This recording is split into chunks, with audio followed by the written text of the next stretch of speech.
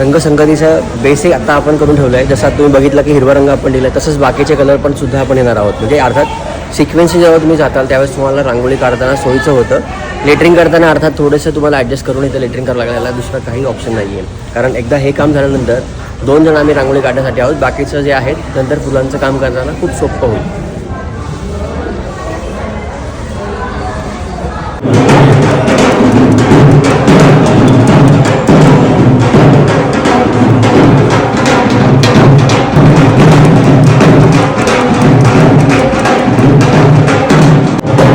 चाळणीमध्ये बऱ्याच वेळा असेच रंग राहतात. चाळणी अशी झटकून म्हणजे चाळण जे आहे ते पटकन क्लीन होऊ शकते.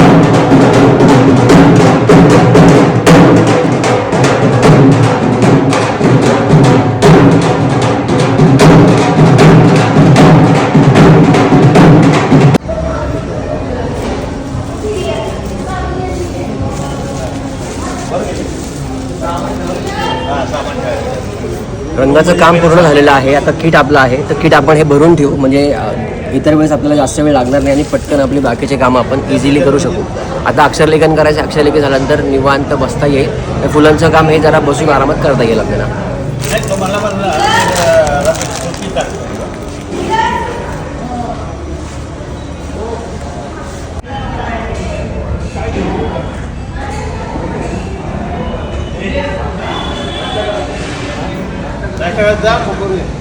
सप्तपदी आता अक्षरलेखन आपण सुरू करणार आहे.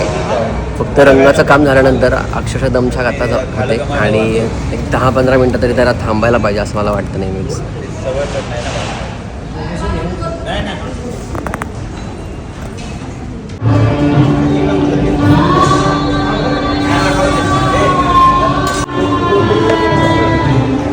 अक्षर तर अप्रतिम आहे. 1 तासामध्ये आपले रांगोळी आखणी, रंगसंगती आणि अक्षरलेखन या तिन्ही गोष्टी आता आपण पूर्ण केलेल्या आहेत. आता शेवटचा एलिमेंट बाकी आहे, तो म्हणजे अर्थात याच्यावरती फुलं मांडणी करायची आहेत. सप्तपदीचे क्लासेस तुम्हाला जॉईन करायचे आहेत, तुम्ही हे जॉईन करू शकता. ऑनलाईन क्लासेसच्या माध्यमातून आपले क्लासेस तर आहेत.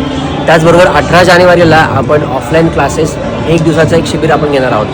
अर्थात त्याला 4 ते 5